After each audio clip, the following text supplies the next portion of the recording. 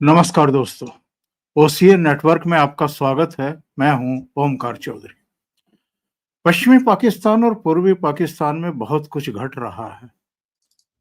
अब देखना ये होगा कि ऊंट किस करवट बैठता है, और अगर नहीं भी बैठता है, ऐसे ही पोजीशन रहती है जैसी इस समय चल रही है, तो जो कुछ अभी ये घटा है, लाल किले से बस कुछ कदम की दूरी पर, इसके बाद कम से कम भारत और भारत सरकार तो शांत बैठने वाली नहीं है। तो दोनों तीनों बिंदुओं पर चर्चा करेंगे। मेरे साथ जुड़ रहे हैं आदि अचिंत जी, तो उनको जोड़ लेते हैं और फिर चर्चा को सीधे आगे बढ़ाते हैं। आदि जी, बहुत स्वागत है। नमस्कार सर। नमस्कार। आदि जी, पहले पश्चिमी पाकिस्तान पे बात करें या पूर्वी पाकिस्तान पर, क्योंकि पूर्वी पाकिस्तान में भी इस समय लोग सड़कों पर उतर गए हैं, जी, वायलेंस भी हो रही है, और ये इसलिए हो रहा है कि शेख हसीना को सजा सुनाए जाने की तारीख वैसे तो 13 तारीख तय की गई थी, लेकिन अभी वो टल रहा है शायद। तो लोग सड़कों पर हैं, और पहली बार ऐसा नज़ारा वहां देखने को मिल रहा है। ये चलेगा, दबा दिया जाएगा, क्या होगा? और अगर शेख हसीना को ये लोग सजा सुना देते हैं, तो वो कंडीशन क्या होगी? इसी से जुड़ा हुआ सवाल ये है कि चिकन नेक को लेकर के, भारत के एक्शन को लेकर के बहुत चर्चाएं चल रही थी। पहले भी आप मेरे प्रोग्राम में बता चुके कि वहां सेना दो भागों में बटी हुई है। जो मौजूदा सेना प्रमुख हैं, वो थोड़े से भारत के प्रति उदार हैं।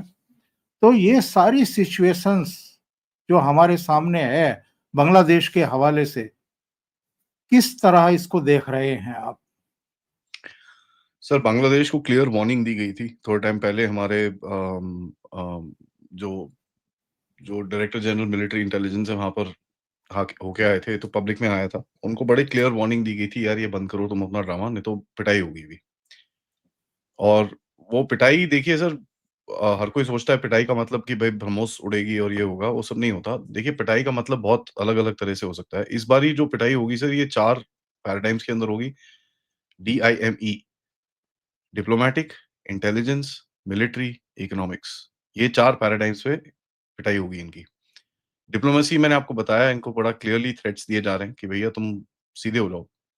मिलिट्री एक्शन का तो सर देखिए ऐसा है, बांग्लादेश के साथ मिलिट्री एक्शन तो कभी भी हो सकता है, बट एक चीज़ मैं आपको बता दूँ, वहाँ पर 3 गैरिसन्स लगे हैं नए, मेजर एक्सरसाइज़ेज़ चल रही हैं। और ये जो मेजर एक्सरसाइज़ेज़ ऐसे चलती हैं, दे आर वो एक पर्पज़ के लिए चलती हैं, जहाँ पर दूसरी जो अपोजिंग आर्मी होती है, उसको पता चलता है कि भैया ये हमारे लिए की जा रही है। तो जो आपकी पोज़ीशनिंग है वो उसमें कोई कोई बदलाव नहीं है, उसमें कोई वो नहीं है, आपने काफ़ी एक स्ट्रॉन्ग पोज़ीशन वहाँ पर ले रखी है। 3 गैरिसन्स, 2 गैरिसन वेस्टर्न जगह पे लगे हुए हैं, 1 गैरिसन ईस्टर्न चांद, कुशीघाट और एक और गैरिसन है। 3 गैरिसन नए बने हैं वहाँ पर। अब देखिए सर, शेख हसीना का सीन बड़ा इंटरेस्टिंग है क्योंकि इन लोगों ने उसको अभी वो ट्रीज़न-वीज़न पता नहीं क्या-क्या चार्जेस पे उसको अंदर डालने की कोशिश कर रहे हैं। बट अगर उसको ये लोग अभी सज़ा देते हैं, तो बांग्लादेश जलेगा। अगर उसको सज़ा नहीं देते, तो बांग्लादेश जलेगा और जलाएँगे 2 सेपरेट लोग। ये कैसे होगा? अवामी लीग आप देख रहे हैं कि इस टाइम पे एक नई फ़ोर्स बन के बाहर निकली है। उसने इतना मार खा ली है कि वो बोलता है ठीक है मार लो क्या होगा। और ये तभी हो सकता है कि बांग्लादेश में आर्मी में या उसकी सिक्योरिटी फ़ोर्सेस के अंदर कहीं न कहीं अवामी लीग को कुछ न कुछ सपोर्ट मिल रही है। बिना उसके बाहर नहीं निकल सकते। तो ऑब्वियसली वहाँ पर कोई एक ऐसा सिस्टम बन चुका है जहाँ पर इन लोगों को सपोर्ट मिल रही है और उस सपोर्ट के तहत ये लोग बाहर निकल रहे हैं। दूसरी चीज़ क्या है सर, अगर आप इसको लेट्स से आप इसको टाँग देते हो, ठीक है? तो यही जो अवामी लीग वाले लोग हैं ये आपको खा जाएँगे वहाँ पर। और अगर आप नहीं करते, तो जो आपके सपोर्टर्स हैं जमात-ए-इस्लामी और ये लोग इतने लोग और जो दूसरी कॉमन पब्लिक है जो आपको अभी तक सपोर्ट कर रही थी यूनुस को, वो एक सवाल पूछेगी कि यार तो फिर ये किया क्यों तुमने? भई अगर शेख हसीना ने कुछ गलत ही नहीं किया था तो तुमने किया क्यों? तो होता क्या है सर, आप एक ऐसी जगह पे फँसे हुए हैं जहाँ पर करो तो मरो, ना करो तो मरो। तो आप जैसे बोल रहे हैं ना सर डिले हो रहा है, ये डिले इसी वजह से हो रहा है। क्योंकि इनको पता चल गया है कि यार दोनों तरफ खाई है। अब ये जो अपना यूनिस है, यूनिस फ्रांस, बेल्जियम और कई जगहों से बात करके आया है कि भैया अगर मेरे को भागना पड़े, आप मेरे को लोगे कि नहीं? इसके 16-17 एडवाइज़र्स की मीटिंग हुई है यूएस एम्बेसडर के साथ पूछने के लिए कि साहब अगर कुछ हो जाए तो हम आपके पास आ सकते हैं कि नहीं? 16 एडवाइज़र्स। तो सिचुएशन कोई इतनी अच्छी नहीं है। और वहाँ पर क्या है सर, इस टाइम पे एक इंटेलिजेंस एजेंसीज़ का पूरा बहाल है। हर कोई घुसा हुआ है वहाँ पर। हमको पता है वो जैक्सन मरा था, एक अमेरिका का। सर 17 और बंदे मरे थे, इंटेलिजेंस एजेंसीज़ के, बाप रे! ठीक है? अब वो किसने मारे, क्या मारे छोड़ दीजिए, वो आम खाने पे हमको विश्वास होना चाहिए। 17 और बंदे मरे थे और इसकी डिटेल्स मेरे पास आ रही हैं, जहाँ मैं आप एक एक आधे दिन में मैं आपको बता सकता हूँ कि वो कहाँ-कहाँ मरे थे। और उसमें ज़्यादातर अमेरिकन थे और पाकिस्तानी थे और कुछ टर्क्स थे। तो ये जो चीज़ें चल रही हैं सर, इससे आपको ये पता चलता है बांग्लादेश के अंदर एक काफ़ी स्ट्रॉन्ग ऑपोज़िशन खड़ी हो रही है, जिसके पास हथियार भी हैं, ठीक है? चाहे वो सिक्योरिटी फोर्सेस के उसमें हो, चाहे वो बीजीबी हो, चाहे वो आर्मी का कोई सेगमेंट हो या फिर कोई पुराना शक्ति वाहिनी या कोई खड़ा हो गया हो। काफ़ी सारे वहाँ पर ऑर्गनाइज़ेशंस थी सर। एक टाइम पे शक्ति वाहिनी एक ऐसी ऑर्गनाइज़ेशन थी जिसको मानते नहीं है लोग बट आप सपोर्ट करते थे। क्योंकि ये जब उल्फा और एनएससीएन का यहाँ पर खेल शुरू हुआ था, तो इनका वहाँ पर सारे वेपन्स और ये सब उधर से आते थे। तो आपने एक ऑर्गनाइज़ेशन को उस टाइम पे प्रॉप अप किया था जो इन गधों से लड़ता था। तो वो भी हैं। काफ़ी सारे फैक्शंस हैं उधर पे और अमेरिकन इंटरेस्ट है, रशिया का इंटरेस्ट है, चाइना का इंटरेस्ट है। रशिया का क्यों इंटरेस्ट है, वो एक वो बना रहा था, क्या नाम है, वहाँ पर एक न्यूक्लियर रिएक्टर बना रहा था बिजली बनाने के लिए। उसको आग लगा दी आप किसी ने जाके एयरपोर्ट पे।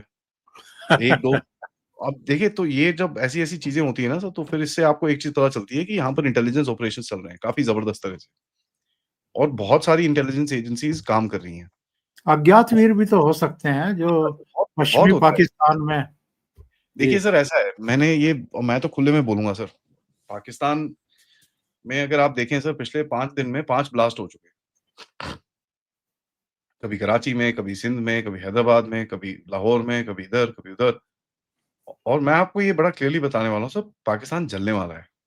एक तो इस्लामाबाद में ही फट गया। पाकिस्तान जलने वाला है सर। और ये चीज़ आती है आपके कोवर्ट ऑपरेशंस होते हैं, ये चीज़ें होती हैं, जिसमें बहुत सारा कुछ किया जाता है। देश कोई चुप नहीं बैठता ऐसे।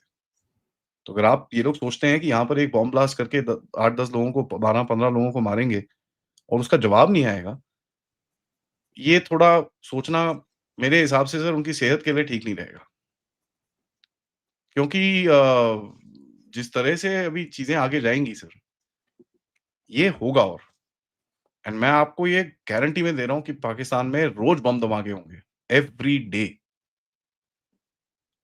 क्योंकि देखिए सर सबसे बड़ी जो एक अगर चाणक्य नीति देखें, उसके अंदर क्या बोला गया है, अपने अम, दुश्मन से लड़ने से पहले उसको अंदर से इतना खोखला कर दो कि जब आपको उसको लड़ना पड़े तो कुछ करना नहीं पड़े ज़्यादा,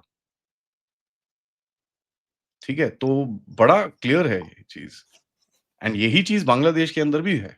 वहाँ पर रोज़ बम पटाखे बज रहे हैं, वहाँ पर रोज़ गोली चल रही है, वहाँ पर रोज़ कुछ ना कुछ हो रहा है।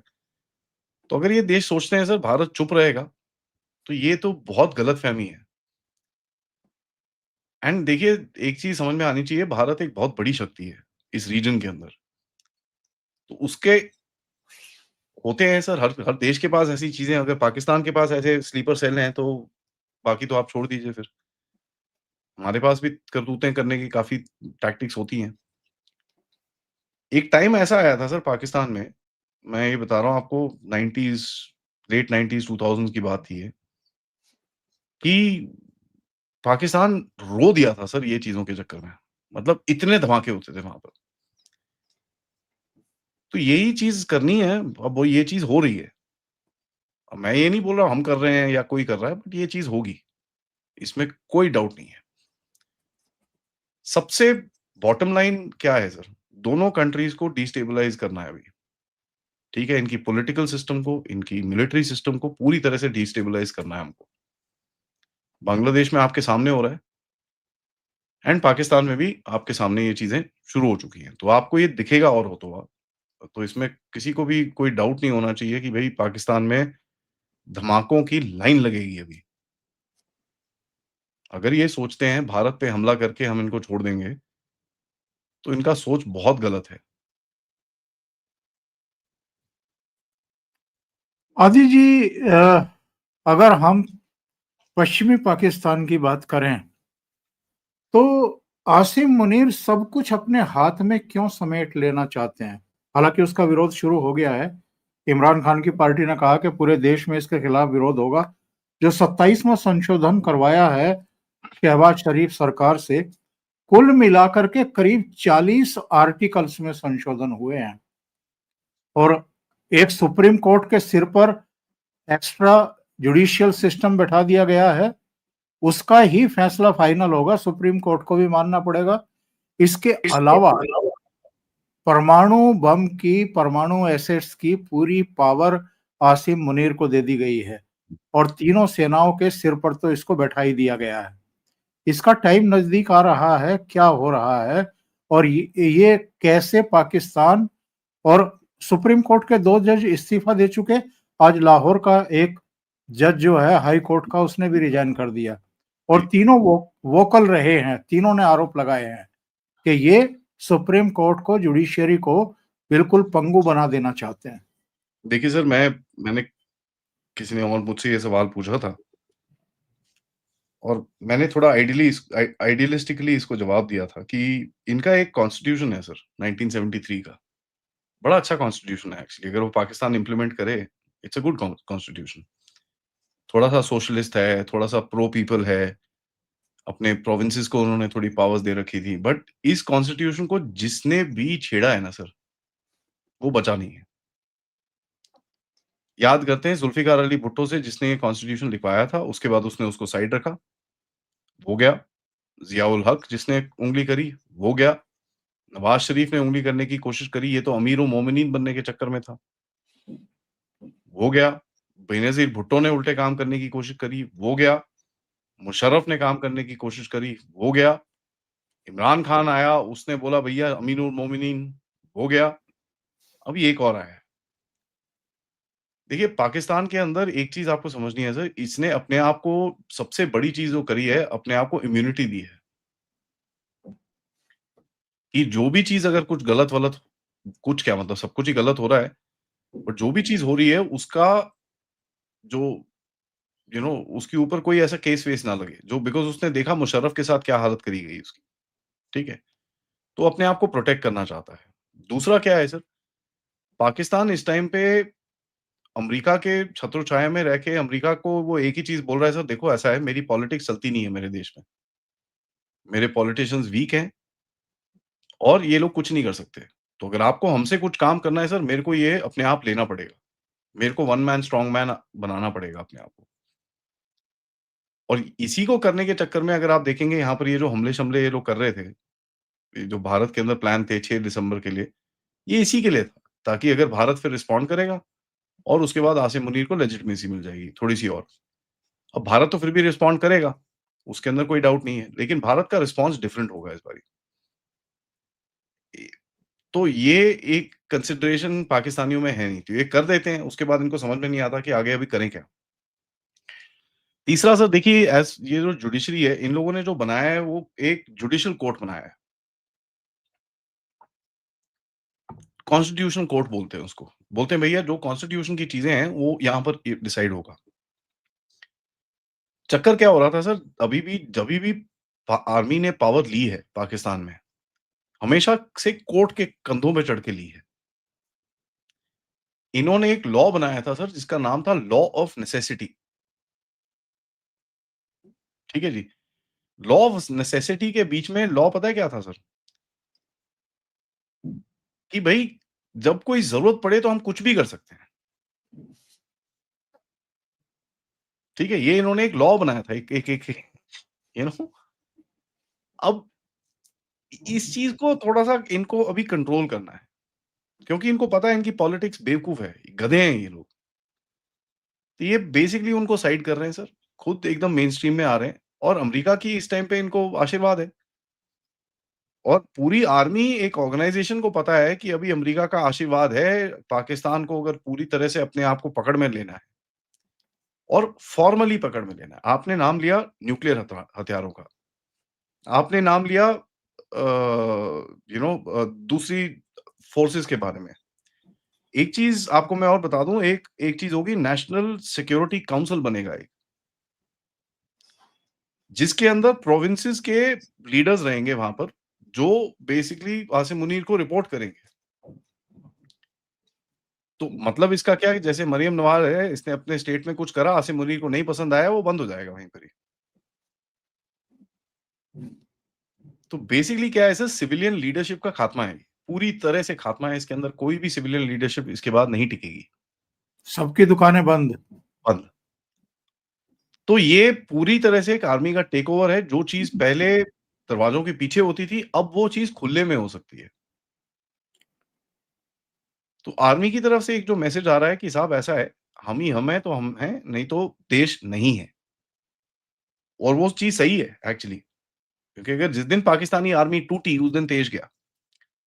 अब आपने बोला उनके अगेंस्ट में प्रोटेस्ट शुरू हो चुके हैं, इमरान खान की पार्टी ने बोला है। देखिए सर, इमरान खान की पार्टी का मैं आपको बताऊँ तो ट्रंप के साथ जब इसकी मीटिंग हुई थी, आसिम मुनीर की, ट्रंप ने इसको एक एक लाइन बोली थी कि जो इमरान खान वाला गुट है, उसने ट्रंप की जीत में काफ़ी उसका सपोर्ट करा था। ठीक है? और वो लाइन काफ़ी थी आसिम मुनीर के लिए कि सर बोलो कहाँ साइन करूँ, कहाँ, आप उसको बस बाहर मत निकालो, क्योंकि वो मेरे को खा जाएगा। तो ये जो भी चीज़ हो रही है सर, ये आसिम मुनीर के अपने सर्वाइवल के लिए और पाकिस्तान की आर्मी की सर्वाइवल के लिए। प्रोटेस्ट देखिए, अब आसिम, मेरे हिसाब से इमरान खान को थोड़ा-सा अमेरिका थोड़ा-सा लिफ्ट करेगा। तो हम आप देखेंगे वेस्टर्न मीडिया के अंदर इमरान खान के आर्टिकल्स आने शुरू हो जाएँगे, ये हो जाएगा। क्योंकि सर अमेरिका कभी भी किसी एक के ऊपर ट्रस्ट नहीं करता है। तो वो क्या करता है, एक बंदे को खड़ा करता है, लेकिन जो उसकी ऑपोज़िशन होती है ना, उसको भी थोड़ा-सा जूस देना शुरू कर देता है। तो ये भी होगा। लेकिन जो सबसे बड़ी ऑपोज़िशन मेरे को दिखती है सर, 3 कोर कमांडर्स की तरफ से आ रही है। एक है भावलपुर कोर कमांडर, एक है कराची कोर कमांडर और तीसरा है क्वेटा का कोर कमांडर। ये 3 कोर कमांडर से रेजिस्टेंस है इस टाइम पे कि यार ये मत करो, ठीक है? जो हम कर रहे थे करने दो, वैसे भी ये बदल के क्या मिलेगा आपको? न्यूक्लियर वेपन्स वैसे भी प्राइम मिनिस्टर तो चला नहीं सकता, आप ही चलाते हो सारे, तो ये ना करो। वहाँ से कुछ ऐसी आवाज़ें उठी हैं, ऑब्वियसली कोई फॉर्मली कोई कुछ बोलता नहीं है, बट पाकिस्तान में एक गड़बड़ है कि ये इनके जो गोल्फ क्लब्स हैं और इनके जो ऑफिसर्स मेस हैं, वहाँ पर जारी काफ़ी डिस्कशन होती है। और जो वहाँ पर डिस्कशन होती है, कभी-कभार कोई सुन लेता है, तो वो बाहर डाल देता है वो। और वहाँ से हमको पता चलता है कि ये 3 कोर कमांडर्स ने थोड़ा-सा रेजिस्टेंस दिखाया है कि यार ये मत करो, ये ठीक नहीं है, गड़बड़ हो जाएगी। अब होता क्या है सर, पाकिस्तानी आर्मी में डिसेंट रहता है। लोग एक-दूसरे को बोलते हैं, लेकिन जब अभी तक जो हमने देखा है, पाकिस्तानी आर्मी जो चीफ होता है, वो एक डिसीजन ले लेता है, उसके ऊपर कोई कुछ नहीं बोलता। वो आज तक हुआ नहीं है। 1-2 बारी हुआ था। नवाज़ शरीफ के टाइम पे आपका जनरल शाहिद अज़ीज़ को इन लोगों ने आर्मी चीफ बना दिया था, जब मुशर्रफ बैठा हुआ था। मुशर्रफ को निकाले बिना दूसरा रिप्लेसमेंट इन्होंने बना दिया। फिर उसके बाद 99 का 12 अक्टूबर का जो कू हुआ था वहाँ पर। तो 1-2 बारी हुई है ऐसे इंसिडेंट्स, बट ज़्यादातर हम देखते हैं कि पाकिस्तानी आर्मी चीफ के कमांड में लोग रहते हैं। तो जो पंजाब वाला रीजन है, अगर आप लाहौर का कोर कमांडर को देखेंगे, इस्लामाबाद का कोर कमांडर को देखेंगे, नॉर्दर्न पंजाब वाले कोर कमांडर को देखेंगे, पेशावर वाले को देखेंगे, ये कंटिन्यूटी फैक्टर वाले हैं, कि साहब ठीक है, जो हो रहा है वो अच्छा हो रहा है क्योंकि आर्मी को कंटिन्यू करना है। तो साउथ वाले अभी इस टाइम पे थोड़ा-सा नाखुश हैं कि यार ये ना करो, ये पूरा हाथ से गेम निकल जाएगी, उसके बाद हमको समझ नहीं आएगा। आज अमेरिका हमारे साथ है, कल साला पलट गया तो क्या करेंगे फिर? तीसरा और आखिरी चीज़ सर, जो आर्मी के अंदर से इसको रेजिस्टेंस आएगी, क्योंकि देखिए ये होगा कोई 1984-85 बैच का करीब में होगा आसिम मुनीर। सो अगर ये लेट्स से रहता है 2027-32 तक एक्सटेंशन लेके, तो सर 90, 95, 96 तक जितने भी ऑफिसर्स हैं, जो जिन्होंने जॉइन करा था आर्मी को, उनका चीफ बनने का गेम खत्म हो गया वहीं पर ही। और एक आखिरी चीज़ मैं बोलूँगा, पाकिस्तान ने ये इसने आसिम मुनीर में गड़बड़ क्या करी है, इसने बहुत लोगों से पंगे ले लिए। टीएलपी से पंगे ले लिए, इससे ले लिए, उससे ले लिए। टीएलपी इनका अपना था। अब टीएलपी के बंदे मार के इन्होंने एक वहां पर टीएलपी वालों ने एक फोर्स बना दी है जिसका नाम है टीएलपीएफ, तहरीक ए लबाइक पाकिस्तान फोर्स। अब उन्होंने हथियार उठा रखे हैं सर। अब वो देखिए सर, वो है मास पंजाब का ना, जो मास क्राउड है वो है। तो अगर वो मास क्राउड खड़ा हो गया इनके अगेंस्ट में तो बहुत पंगे हैं। अलकायदा ने कल अनाउंस करा है कि उन्होंने एक अपना ऑफिस खोला है। ऑफिस मतलब जो भी एक जगह ऑफिस बोल रहे हैं वो, बट उन्होंने बोला है हमने एक बेस खोला है यहाँ पर। कहाँ पर? इस्लामाबाद रीजन के अंदर। तो ये जितने भी लोगों से ये पंगे ले रहा है सर, इसकी जो काउंटर है वो भी तैयार होना शुरू हो जाएगा। क्योंकि देखिए पाकिस्तान की जो आईएसआई और आर्मी है ना, उनको फ़र्क नहीं पड़ता पाकिस्तान भिखमंगा हो चाहे जो मर्ज़ी हो, पाकिस्तान उनके हाथ में होना चाहिए। जिस दिन पाकिस्तान उनके हाथ से बाहर निकला, चाहे वो बहुत ही अमीर देश हो चाहे जो मर्ज़ी हो, उनके हाथ से बाहर है। और वो कभी भी नहीं चाहेंगे कि उनके हाथ से बाहर निकल जाए। तो उनको कहीं न कहीं ऊपर-नीचे भी करना पड़ जाए कि नहीं जी, आसिम मुनीर को हटाओ, किसी और को लेके आओ, थोड़ा-सा सेटल करते हैं इस चीज़ को, वो बिल्कुल भी नहीं रोकेंगे। तो जैसे ज़िया उल हक गया था सर, इसके भी मतलब दिन तो नंबर ही है।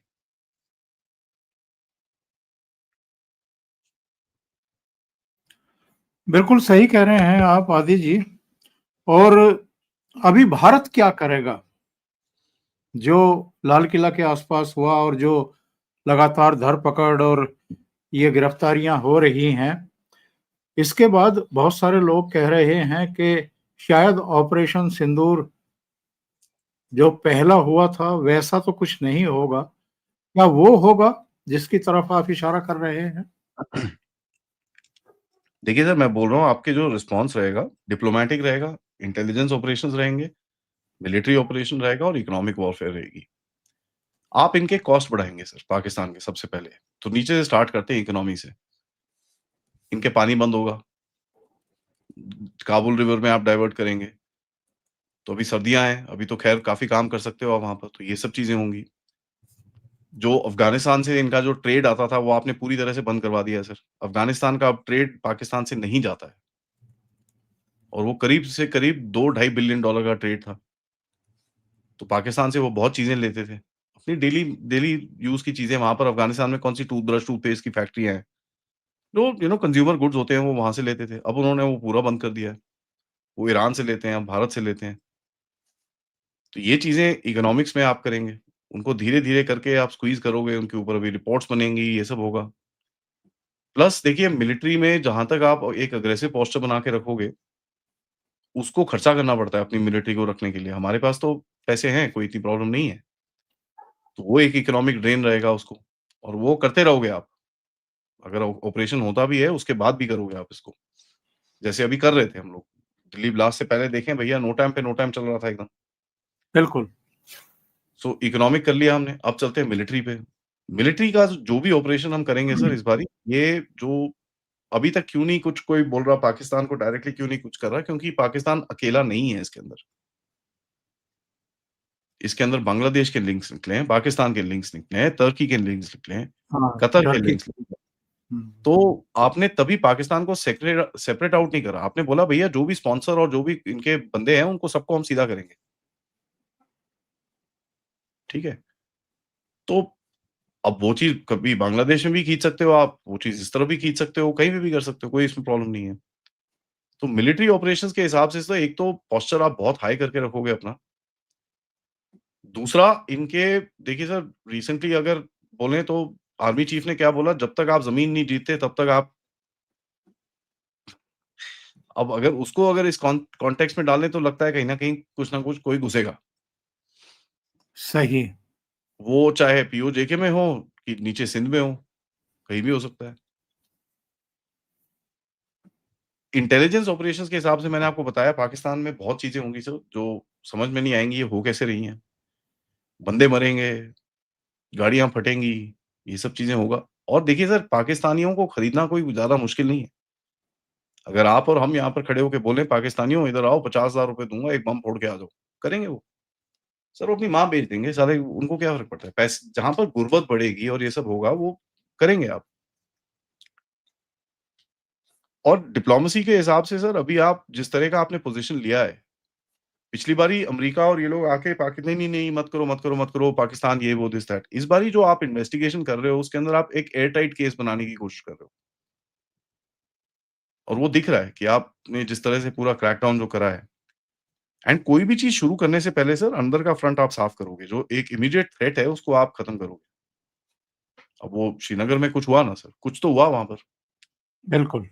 ठीक है? अब ऑफिशियल स्टेटमेंट क्या कहता है, बट मैं समहाउ मेरे को वो जमता नहीं है ऑफिशियल स्टेटमेंट कि ऐसे कैसे होता है। अ, तीसरा मोस्ट इम्पोर्टेंट चीज़ देखिए, यहाँ पर आपको एक और चीज़ समझनी पड़ेगी कि ये जो पूरी कहानी है, बॉम्ब ब्लास्ट की और ये सब जो पूरी कहानी है, पाकिस्तान में इसके लिए एक एक जो